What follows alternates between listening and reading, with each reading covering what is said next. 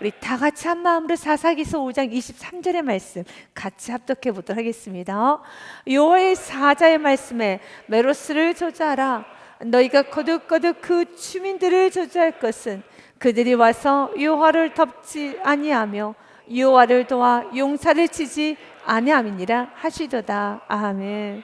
사랑하는 여러분, 하나님으로부터 축복을 받아야 되겠습니다. 하나님께서 한 번 저주하지 않습니다. 두 번 저주합니다. 히브리 문법상 두 번은 반복적으로 동일하게 말을 했다는 것은 하나님의 강조가 들어있습니다. 하나님께서는 반드시 이런 자를 용서하지 않아. 하나님은 이런 자를 축복하지 않아. 하나님은 이런 자는 저주한다는 것이죠. 그래서 우리가 한 절 말씀이지만 23절 말씀이지만 저주하라는 말씀이 연이어 두 번 이렇게 거듭거듭 기록이 되었다는 것은 꼭 기억해야 되는 말씀 중에 하나입니다. 23절 말씀에 왜 하나님께서 이렇게 노하셨습니까? 하나님께서 항상 축복만 주신 하나님께서 왜 드러내놓고 꼭 그들은 저주하라, 그들은 꼭 저주해야 된다라고 말씀을 하실까요? 하나님께서 싫어하는 것이 있습니다. 바로 하나님의 일에 등하지 않는 자, 뒷짐지고 서 있는 자, 멀찍이 서 있는 자, 하나님은 결코 용서하지 않습니다. 이것은 단순히 하나님 일에 동참했느냐 동참하지 않았느냐의 차원이 아닙니다. 이 땅에서는 회색지대는 없습니다. 이 땅에서 중간지대는 없습니다.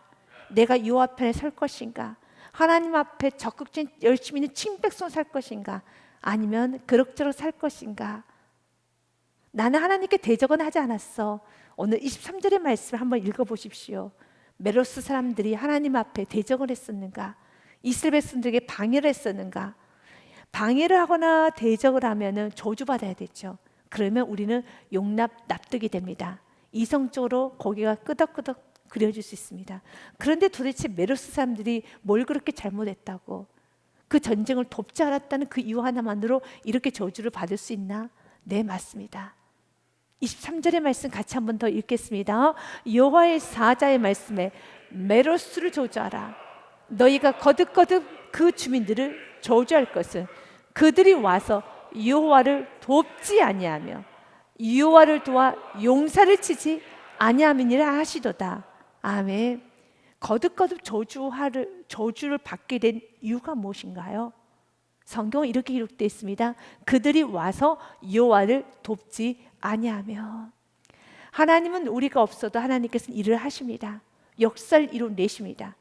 그럼에도 불구하고 하나님은 우리를 사용하기 원하십니다. 그리고 하나님께서는 누가 나를 돕지 아니했는가, 누가 나에게 적극적이지 않았는가, 누가 나에게 오지 않았는가, 하나님 보고 계신다는 겁니다. 디도서 2장 14절의 말씀에도 하나님께서는 우리들에게 이렇게 말씀합니다. 우리가 이 땅에 살아가야 된 태도입니다. 이렇게 사셔야 되는 겁니다. 같이 읽겠습니다. 그가 우리를 대신하여 자신을 주심은 모든 불법에서 우리를 속량하시고 우리를 깨끗하게 하사 선한 일을 열심히 하는 자기 백성이 되게 하려 하십니다. 아멘. 예수님께서 우리를 위해서 십자가에서 죽으셨죠. 그분의 보혈의 피로 우리는 씻김을 받았습니다. 우리는 속량을 받았지요. 그래서 우리는 천국 백성 되었는데요, 천국 백성 된 우리들에게 이렇게 속량을 받았고 깨끗함을 받은 우리들에게 요구하는 것은 한 가지가 있습니다. 선한 일을 열심히 하는 자기 백성이 되기 원합니다. 우리는 선한 일에 열심히 해야 됩니다. 열심히 하지 않고 그냥 그럭저럭 나는 그렇게 이렇게 열심히 신앙생활 하지 않아요, 그거 자랑하는 말 아닙니다. 굉장히 그것은 창피할 뿐만 아니라 사사기서 5장 23절의 말씀처럼 지금 내가 저주를 받을 수 있다는 것도 기억해야 되는 겁니다. 그런데 우리 믿는 사람들 간에도 이런 말을 합니다. 신앙생활 참 열심히 해요. 그러면요, 아니요, 전 신앙생활 열심히 안 해요. 이런 말은 정말 좋지 않은 말입니다. 그리고 이렇게 말합니다. 저는 지금 신앙생활을 열심히 안 하고 있는데 나중에 열심히 해야죠. 그리고 또한 오히려 신앙생활을 굉장히 열심히 하는 사람을 향해서 꼭 저렇게까지 해야 되나? 라는 생각을, 자신의 생각을 좀 말할 때가 있습니다. 그렇지 않습니다. 성경 우리에게 말합니다. 선한 일을 열심히 하는 자기 백성 되게 하려 하십니다. 여기서 열심히라는 단어는 광적인 표현을 쓰고 있습니다. 광적인 표현입니다. 마치 예수님께 미친 사람처럼 예수님에게 온전히 헌신되기 원합니다. 이것이 우리들의 삶이라는 겁니다. 하나님께서는 그들을 저주한 이유는 딱 한 가지입니다. 여호와를 돕지 아니했다고. 너희는 나를 돕지 아니했어. 그래서 내가 너를 저주하는 것이다 라고 말을 하는 것입니다. 사랑하는 여러분, 이젠 주님의 일에 우리는 적극적이어야 됩니다. 헌신할 수 있어야 되는 것입니다. 헌신을 하게 되면 하나님께서는 우리에게 큰 축복을 주시는데 어떤 축복이 임하는가? 가정에 흐르는 저주가 끊어집니다. 내 심령에 있는 어둠이 사라집니다. 그래서 하나님께서 우리에게 헌신을 요구하는 것입니다. 창세기 말씀에 보면 야곱을 통하여서 하나님은 저주한 자녀들이 있습니다. 49장 말씀에 보면 5절부터 7절 말씀에 보면 시므온과 레위 형제가 나옵니다. 하나님께서는 그 형제들의 죄를 묵과하지 않았습니다. 그 형제들의 죄를 하나님께서는 콕 집어서 하나님은 책망하셨어요. 그의 아버지 야곱의 입을 통하여서 책망했습니다. 시몬과 레위는 형제요, 그들의 칼은 폭력의 도구로다. 네오나 그들의 모에 상관하지 말자다. 너희들은 시몬과 레위가 모이자고 하면 절대로 그 모임에 가지 마. 그리고 시몬과 레위는 리더자를 세우지 마. 그들과 상관하지 말어. 그들을 이지매시키라는 거죠. 그들을 멀리하라는 거죠. 내 영광아, 그들의 집회에 참여하지 말자다. 그들의 분노대로 사람을 죽이고 그들의 혈기대로 수의 발목의 힘줄을 끊었음이로다 라는 말씀이 있습니다. 이 말씀에 대해서 그 노여움이 혹독하니 저주를 받을 것이라, 분기가 맹렬하니 저주를 받을 것이라, 내가 그들 야곱 중에서 나누며 이스라엘 중에서 흩으리로다. 하나님은 모이지 못하게 하시고 그들을 흩어버리셨습니다. 그래서 그들은 같이 살 수가 없습니다. 흩어져서 살아야 되는 것입니다. 뿐만 아니라 그들은 리더자가 될 수 없습니다. 어떤 그들이 모이면 그들의 모임에 가서도 안 되는 겁니다. 철저히 그들은 외롭게, 그들은 홀로 살아야 되는 것입니다. 왜 이런 큰 저주를 받게 되었는가? 창세기 34장의 말씀에 그 내용이 좀 기록이 되어 있습니다. 야곱의 딸 디나가 있었어요. 그 디나가 그 당시에 가나안의 여러분 족장이었던 세겜으로부터 성추행을 받습니다. 강간을 당합니다. 그 소식을 들었던 형제들이, 오라버니들이죠, 형제들이 어마어마한 분노를 냅니다. 당연하죠. 여러분, 자기 신의 여동생이, 자신의 누이가 그렇게 몹쓸 여러분 그런 대우를 받았으니 어떤 형제가, 어떤 오라버니가, 여러분 어떤 동생이 가만히 있겠습니까? 분을 냅니다. 그런데 이 세겜의 이 가나안의 추장이었던 세겜이 진짜로 디나를 사랑했었습니다. 그래서 이렇게 말을 합니다.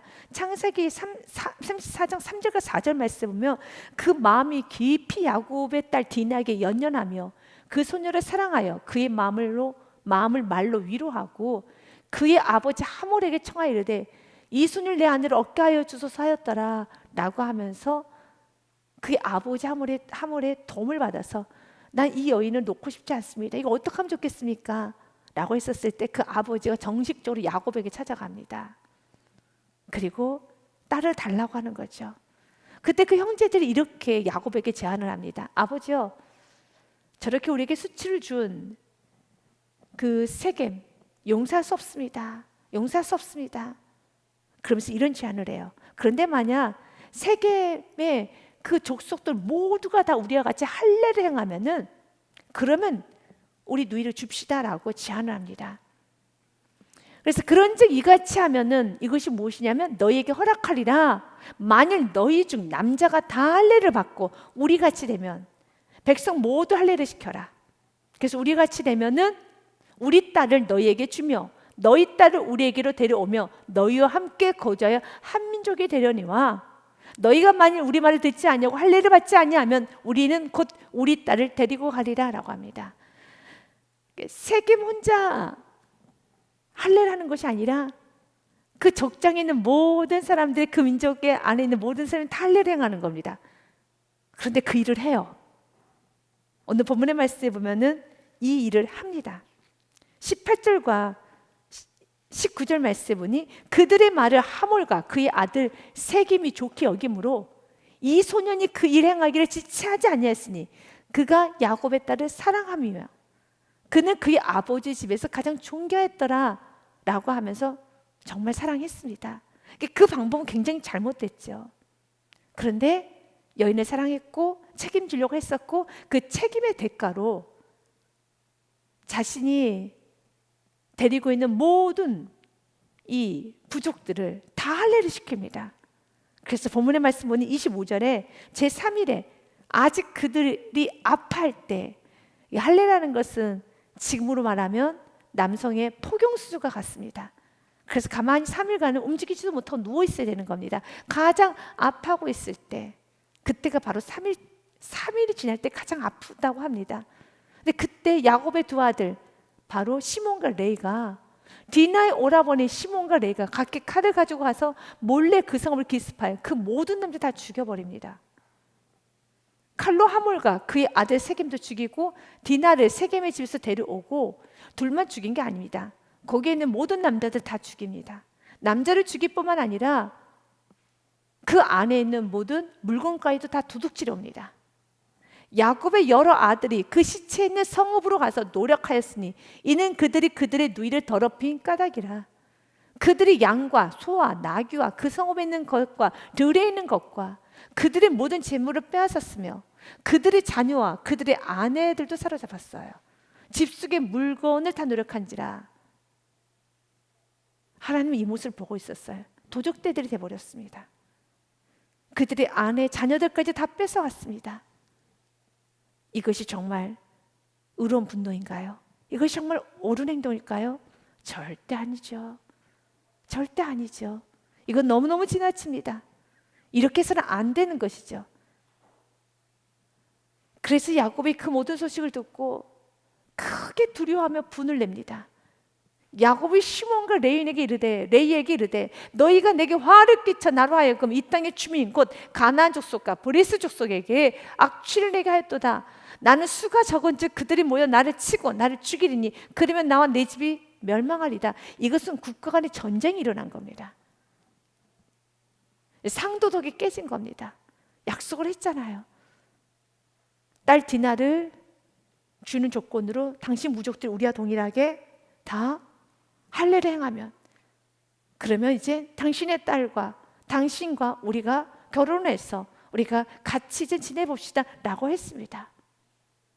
그럼에도 불구하고 가장 야비하게, 바로 그들이 가장 아파하고 있을 때 가서 그들을 다 죽였고 모든 남자를 다 죽였고, 그리고 그 안에 있는 양과 소와 나귀를 뺏어왔고 도적대들처럼 뺏어왔고 그들의 아내도 뺏어왔고 그들의 자녀도 뺏어오고, 너무 악하죠.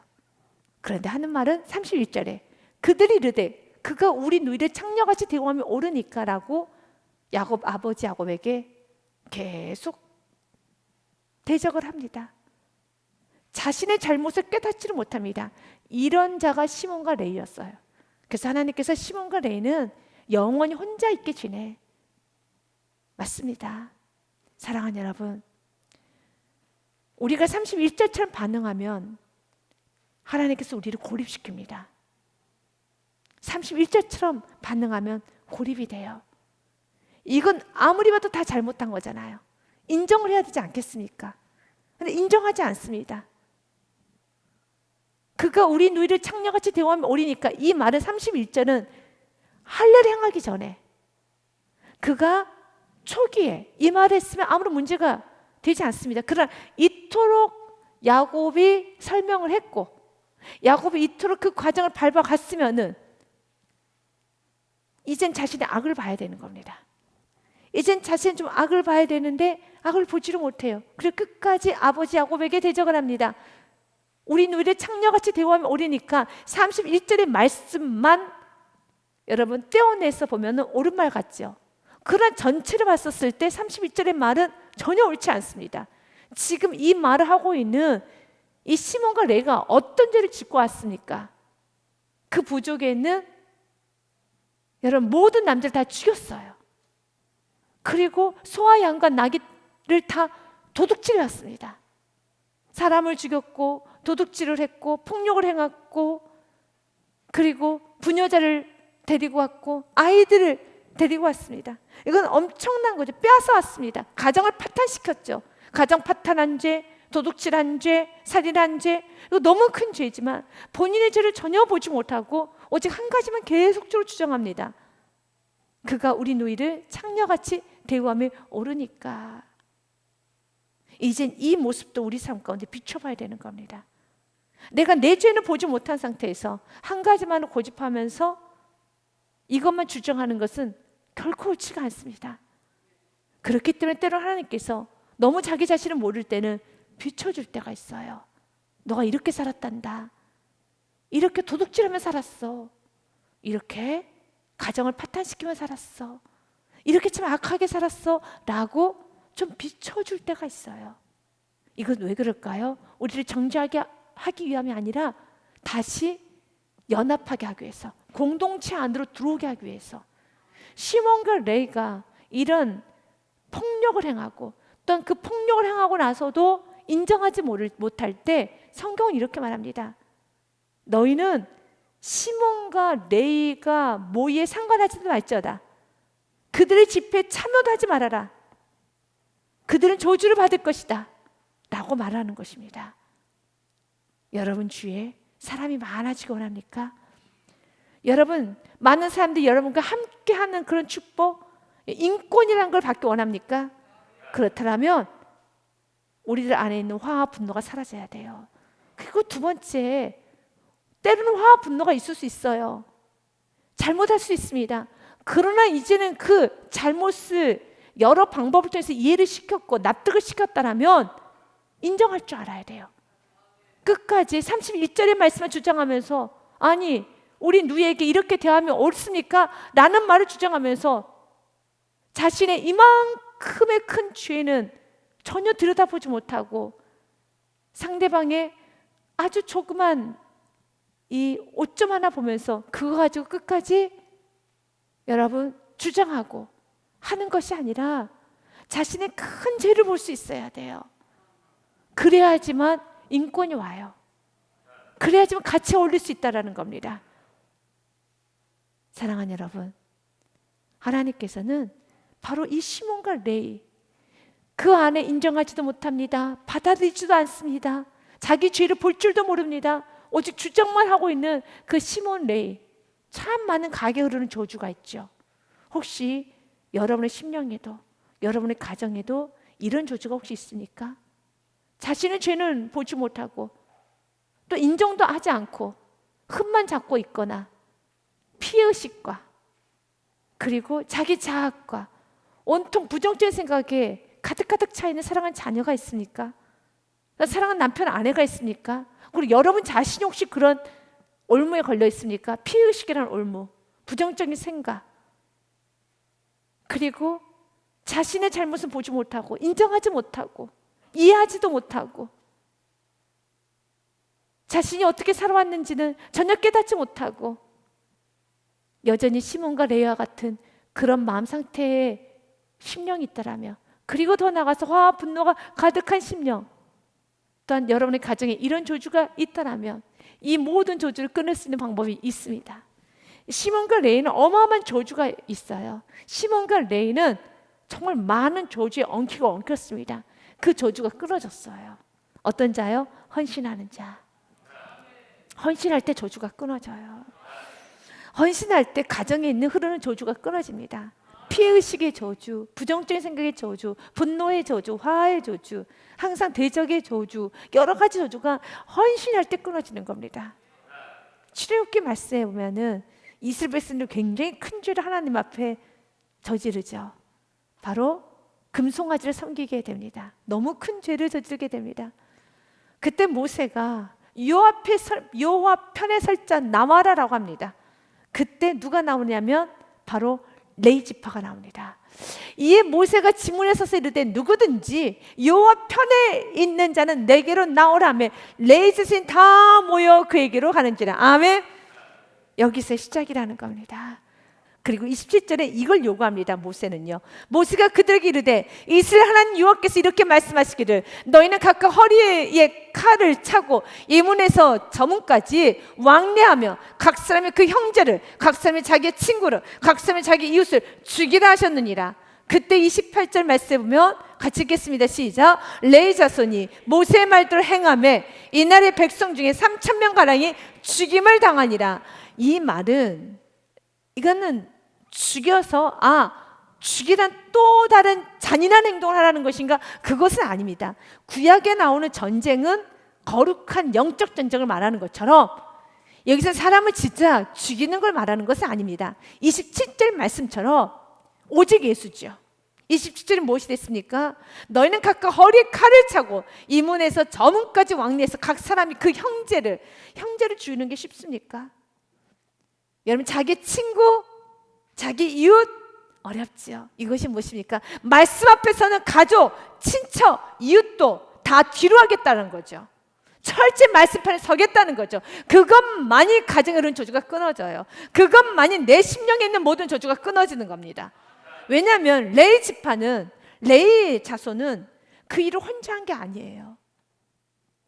얼마든지 그가 리더가 돼서 사람을 모을 수 있는 힘이 있다는 거 알았기 때문에 하나님은 그 마지막 저주를 끊어냅니다.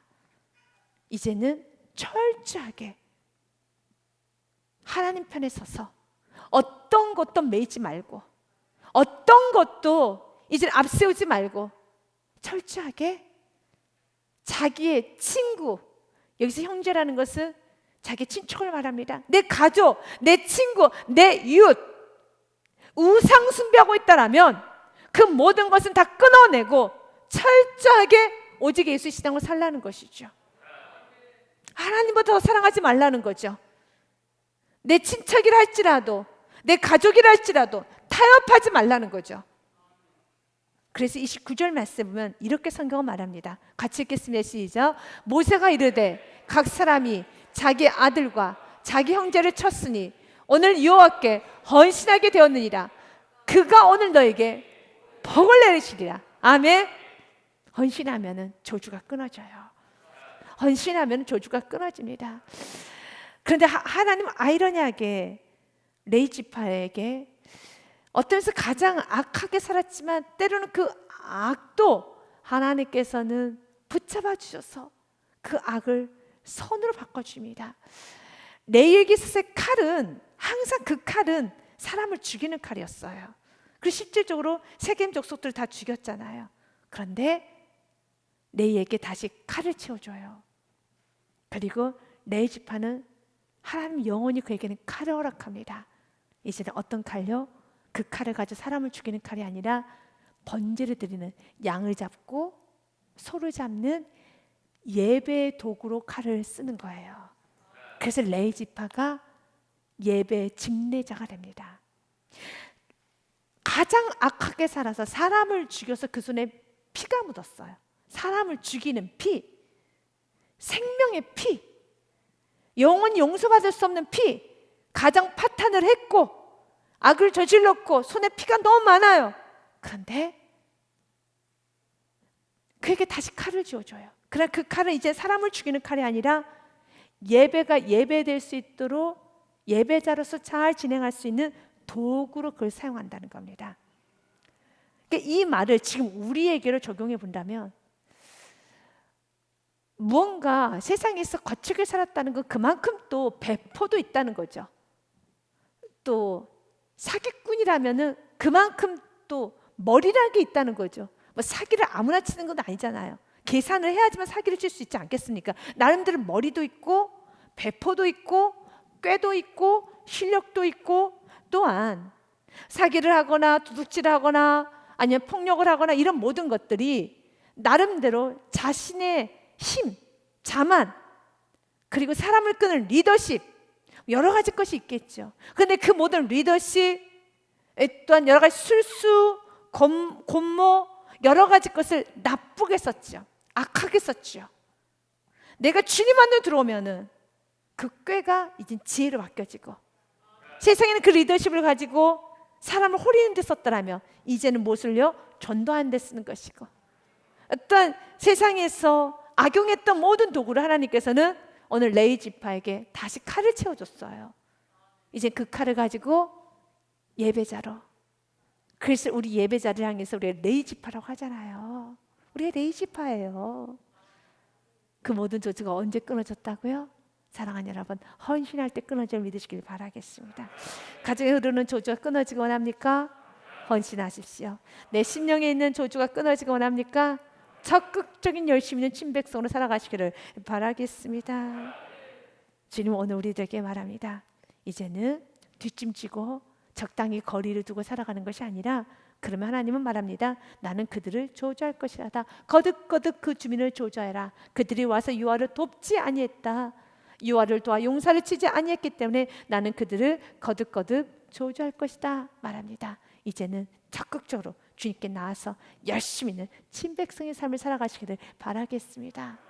두 번째로는 하나님께서 여러분 기회를 주실 때, 섬길 수 있는 기회, 여러분이 순종할 수 있는 기회, 하나님께서 허락하신 모든 기회를 적극적으로 붙잡으셔서 그 기회를 여러분의 것으로 만드시길 바라겠습니다.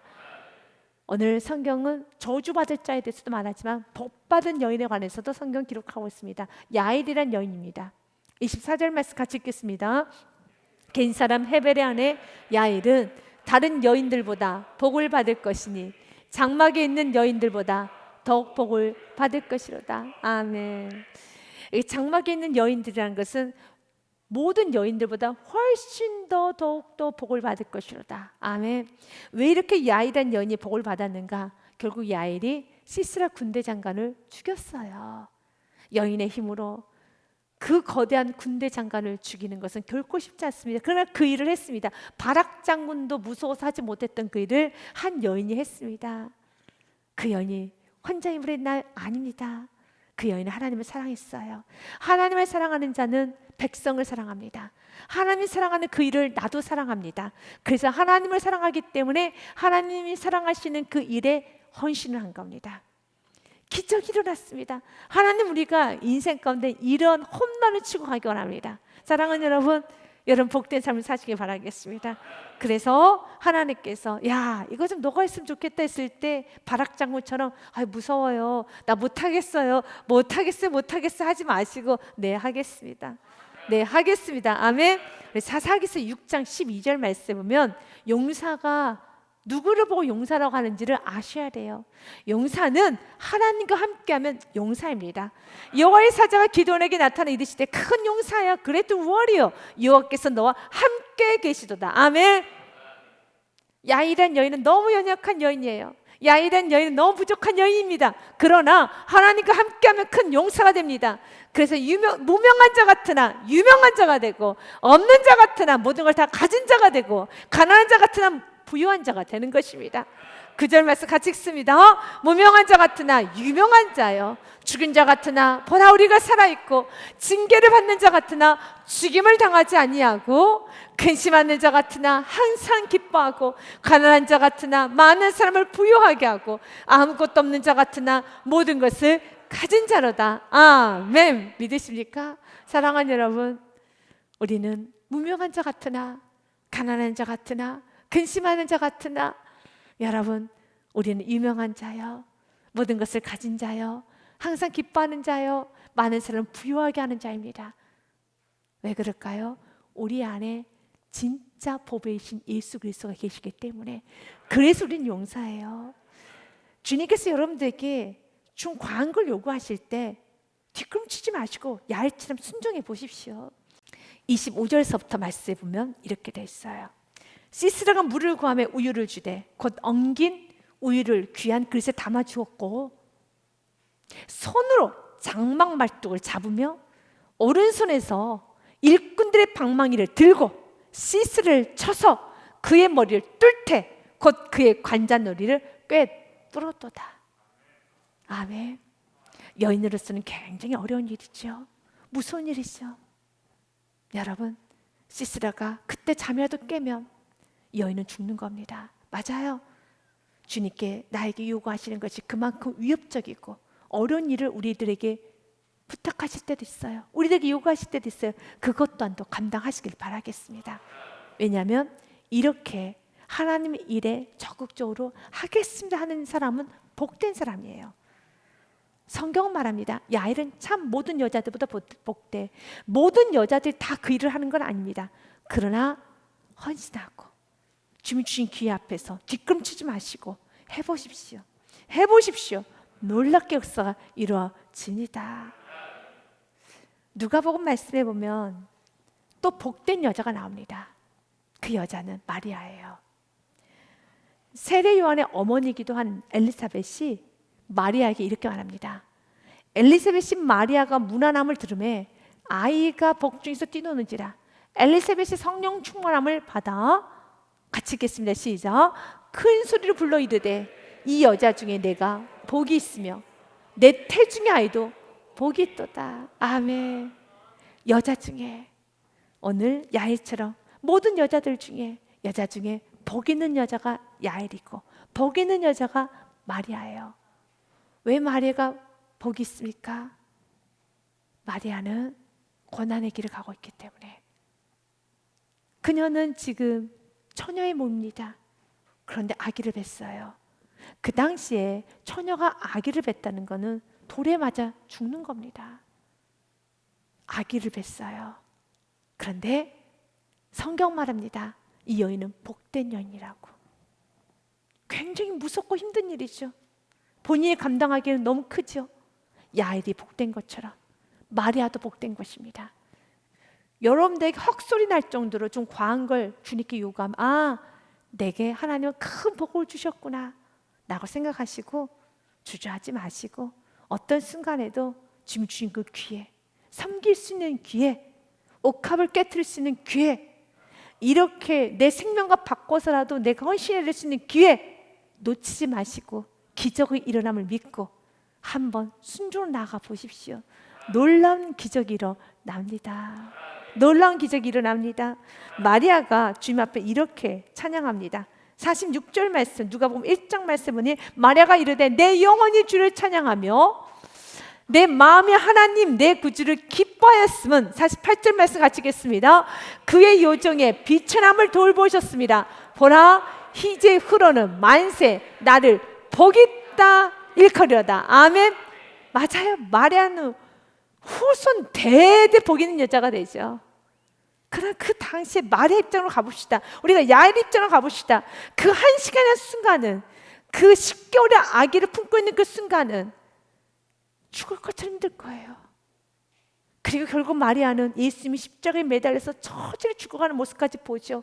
그래서 그의 마음이 칼로 찌른 듯 아프도다라고 성경에 기록된 것처럼 그의 인생이 정말 찌를 것처럼 아팠어요. 칼로 그의 심장을 후비는 것처럼 아팠습니다. 너무너무 아파서 어찌할 줄 모릅니다. 칼로 찌른 아픔이었으면 심장을 다 도려냈습니다. 그렇게 아팠던 여인. 그러나 말씀 그대로 이 여인은 만세 나를 복있다리라. 참 복된 여인입니다. 오늘 그래서 여러분들 기도하시라는 겁니다. 하나님, 나는 자꾸 주님 주신 기회를 놓치고 편안한 길로, 넓은 길로만 가려고 하는 그런 못된 마음이 있습니다. 그런 믿음 없는 마음이 있습니다. 주님, 그렇게 살지 않겠습니다. 헌신하며 살겠습니다. 성령께서 나에게 누르시는 것은 성령이 주신 은혜들 언제나 옥합을 깨트리고, 날마다 예배 옥합을 깨트리고, 기도의 옥합을 깨트리고, 물질의 옥합을 깨트리고, 시간의 옥합을 깨트리고, 매 순간순간마다 나의 감정은 무너뜨리고, 매 순간순간마다 아버지의 말씀의 옥합을 깨트려서 내 삶 전체가 아름다운 그리스도의 향기가 드러나기 원합니다. 그리고 이 여인은 말씀 그대로 너무 큰 복된 여인이 됩니다. 그리고 29절부터 31절의 말씀에 보면 우둔한 여인들이 나와요. 29절부터 30절 말씀에 우둔한 여인들이 나옵니다. 그의 지혜로운 시녀들이 대답하였고 그도 스스로 대답하기를, 먼저 28절 말씀부터 우둔한 여인이 나옵니다. 28절의 말씀부터 읽겠습니다. 사사기서 5장 28절 말씀은 시스라의 어머니가 창문을 통하여 바라보며 창살을 통하여 부르짖기를 올 때가 됐는데 그의 병거가 어찌하여 더디오는가, 그의 병거들의 걸음이 어찌하여 늦어지는가 하며 올 때가 됐는데 기다리고 있다는 겁니다. 시스라는 어떻게 됐습니까? 죽었어요. 여인의 손에 그는 죽었습니다. 그런데 올 때가 됐는데 라고 했을 때 그때 그 지혜로운 시녀들이 대답하였겠고, 그도 스스로 대답하기를, 그 어머니도 스스로 대답하기를 그들이 어찌 노량물을 얻지 못하였으랴. 아유, 노량물을 당연히 얻었겠지요. 그것을 나누지 못하였으랴. 사람마다 한두 처녀를 얻었으리로다. 시스라는 채색 옷으로 노력하였으리니 그것은 수놓은 채색 옷이리로다. 곧 양쪽에 수놓은 채색 옷이리니 노력한 자의 목에 꿈이리로다 하였으랴. 지금 너무너무 이 탈취물이 많아가지고 늦게 오는가 봐요. 시스라가 채색 옷을 입고 지금 올 것입니다. 걱정 마세요. 스스로도 그렇게 말합니다. 우리는 알고 있습니다. 시스라는 죽었습니다. 시스라가 죽을 뿐만 아니라 가나안 왕 야빈도 이제는 죽습니다. 맞습니다. 이게 결론이에요. 그런데 어리석게 지금 채색 옷을 입고 올 것이야, 괜찮을 것이야. 결론은 명확하게 다릅니다. 그래서 우리가 스스로 대답하기를 난 괜찮을 거야 하는 것이 아니라 언제나 말씀에 많이 비침을 받아서 정말 이렇게 어리석은 여인처럼 말하면 안 되는 겁니다. 십자가의 길이 생명의 길입니다. 좁은 길이 복된 길입니다. 헌신하고 사는 것이 모든 가정이 흐르고 내 심령 흐르는 조주가 끊어지는 길이요. 그리고 주님께서 나에게 요구하실 때는 오직 요 앞편에 서서 과감하게 헌신하며 살아갈 때, 오직 예수로 살아갈 때 그 길이 축복된 길이라는 겁니다. 그 당시 어리석은 이스라엘 백성들도 이렇게 말했어요. 에레미야서 말씀은 6장 말씀에 그 당시 거짓 선지자들이 이렇게 말합니다. 거짓 선지자들이요, 이는 그들이 가장 작은 자부터 큰 자까지 6장 13절 말씀은 다 탐욕을 부리며 선지자로부터 제사장까지 다 거짓을 행함이라. 뭐라고 거짓을 말하는가? 그들이 내 백성의 상처를 가볍게 여기면서 말하기를 평강하다 하나 평강은 없습니다. 15절 말씀에 그들이 가증한 일을 행할 때 부끄러워하였느냐? 아니라 조금 더 부끄러워하지 않을 뿐 아니라 얼굴도 붉게지지 않았느니라. 그러므로 그들이 엎드러지는 자와 함께 엎드러질 것이라. 내가 그들을 벌하리니 그때 그들이 거꾸러지리라. 여호와의 말씀이니라. 맞습니다. 부끄러워하지도 않습니다. 그리고 평강하다 말하고 있습니다. 평강은 없습니다. 마치 시스라의 어머니처럼 지금 채색 옷을 너무 많이 가지고 오느라고 지금 시간이 지체된 거야. 지금 우리 아들이 채색 옷을 입고 올 것이야 라고 말하죠. 아닙니다. 시스라는 죽었습니다. 이젠 우리가 결론으로 가보고자 원합니다. 잠언 31장 말씀은 우리가 꼭 기억해야 될 말씀이죠. 고운 것도 거짓되고 아름다운 것도 헛되나 오직 여호와를 경외하는 여자는 칭찬을 받을 것이로다. 아멘. 믿으십니까? 31절 말씀 같이 읽겠습니다. 그 손의 열매가 그에게로 돌아갈 것이요 그 행한 일로 말미암아 성문에서 칭찬을 받으리라. 아멘. 31절의 말씀을 읽고 우리가 이제 말씀을 마무리로 가기 원합니다. 같이 읽겠습니다. 31절의 말씀, 본문 말씀 31절의 말씀 같이 읽겠습니다. 여호와여, 주의 원수들은 다 이와 같이 망하게 하시고 주를 사랑하는 자들은 해가 힘있게 돋음같게 하시옵소서 하니 그 땅이 40년 동안 평온하였더라. 아멘. 주의 원수는 다 이와 같이 망하게 하시고 주님을 사랑하는 야엘과 같이, 시스라와 같이, 마리아와 같이 헌신하는 자, 주님을 사랑함으로써 모든 걸 포기하고 오직 주님을 붙들고 있는 자는 힘있게 해가 돋음같이 힘있게 하여 주시옵소서. 오늘 우리 다시 한번 우리 주님 앞에 고백하기 원합니다. 하나님, 날마다 우리의 삶 가운데 힘 있는 삶 살기 원합니다. 야엘과 같이 주님 주신 힘으로 어떤 상황이 있어도 여러분 그 길을 놓치지 마시고 여러분 끝까지 한번 기적의 진공이 되어보시길 바라겠습니다. 그리고 또한 성경에서 말하는 그 저주스러운 삶을 사는 것이 아니라 주님께서 부르실 때는 빠르게 달려가서 내가 여기 있나이다, 주여 나를 써주옵소서 라고 말할 수 있는 우리 모두가 되기를 주님의 이름으로 축복드립니다.